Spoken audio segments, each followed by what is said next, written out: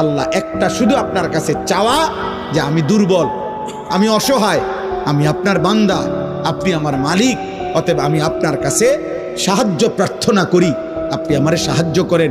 আপনি চাইলে আমি সেজদা দিতে পারবো, আপনি দয়া করলে আমি আপনার গোলামি করতে পারবো, আপনি দয়া করলে আমি আপনার হুকুম মানতে পারবো, আপনি দয়া করলে আমি গুনাহ ছাড়তে পারবো, আপনি আমার একটু সাহায্য করেন।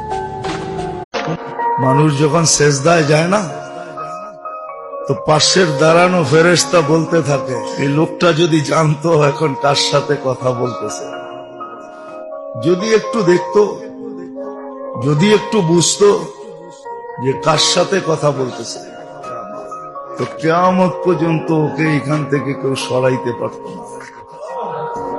ও তো কিয়ামত পর্যন্ত সেজদায় পড়ে থাকে।